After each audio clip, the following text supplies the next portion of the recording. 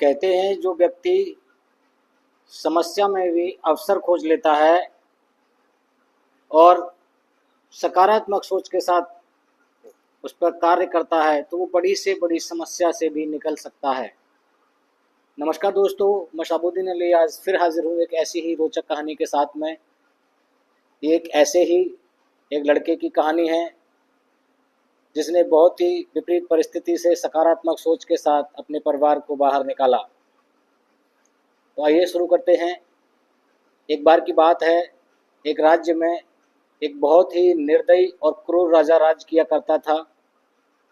वो राजा बहुत ही क्रूर था। उसकी एक आंख नहीं थी, एक पैर नहीं था और निर्दयी भी बहुत था। तो एक दिन उसके मन में एक विचार आया, बोला क्यों ना मैं एक अपनी सुंदर सी पेंटिंग बनवाऊं जो मेरे बाद मेरे महल में लगेगी और लोग उसको देख के मेरी तारीफ किया करेंगे। यदि मेरे बाद में किसी ने मेरी पेंटिंग बनवाई तो मेरी ऐसे ही क्रूप पेंटिंग बनाएगा, लेकिन यदि मैं बनवाता हूँ तो अपने सामने एक सुंदर सी बेहतरीन पेंटिंग बनवाता हूँ। तो उसने अपने पूरे राज्य में अलाइन करा दिया कि जितने भी मेरे राज्य में चित्रकार हैं वो सारे के सारे दरबार में आए। तो सारे के सारे चित्रकार उस राजा के दरबार में पहुंचे और राजा ने बोला कि जो भी चित्रकार मेरी सबसे खूबसूरत पेंटिंग बनाएगा मैं उसको इतना धन दौलत दूंगा कि उनकी आने वाली 7 पीढ़ियां बैठ के खाएंगी। तो बहुत सारे चित्रकार खुश हुए और बहुत सारे चित्रकार इंटरेस्टेड हुए। बोले ये तो बढ़िया बात है, लेकिन उसने अपनी एक शर्त रखी। बोले यदि कोई चित्रकार मेरी सुंदर पेंटिंग नहीं बना पाया तो मैं उसको और उसके परिवार को मृत्यु दंड दूंगा। जब ये बात सारे चित्रकारों ने सुनी तो सारे चित्रकार डर गए और घबरा गए और सभी हाथ जोड़ के वहां से चले गए। बोले महाराज मैं नहीं बना सकता, मैं नहीं बना सकता। इस तरीके से सारे चित्रकार चले गए। कोई भी चित्रकार उसकी पेंटिंग बनाने को आगे नहीं आया।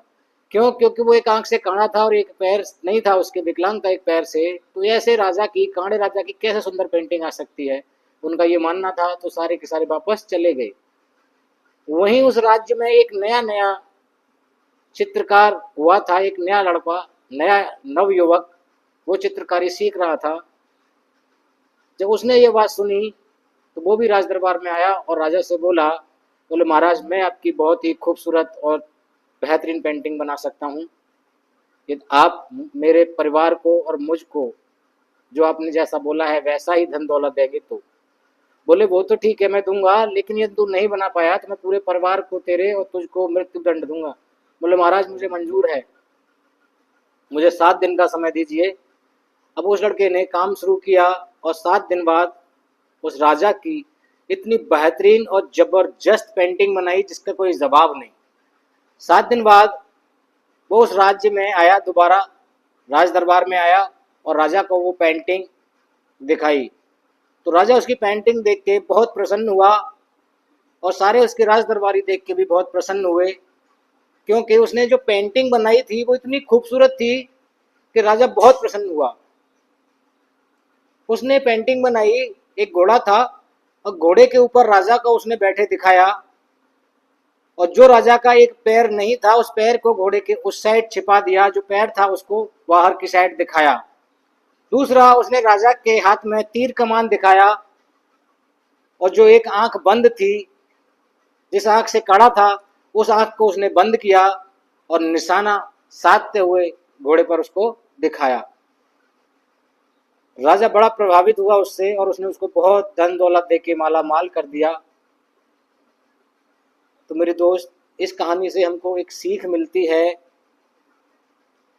कि समस्या कितनी भी बड़ी विकराल क्यों न हो, यदि हम अपनी सूझबूझ से और सकारात्मक सोच के साथ उसको सॉल्व करने की कोशिश करें तो हम बड़ी से बड़ी प्रॉब्लम से निकल सकते हैं। तो ये थी कहानी। ये कहानी आपको कैसी लगी कमेंट बॉक्स में ज़रूर बताएं, और ये कहानी आपको अच्छी लगी हो तो मेरे चैनल को लाइक और सब्सक्राइब कर दें, जिससे कि मेरा आगे वीडियो आएगा तो आपको नोटिफिकेशन आ जाए और उसको देख पाएँ। Thank you. जय हिंद।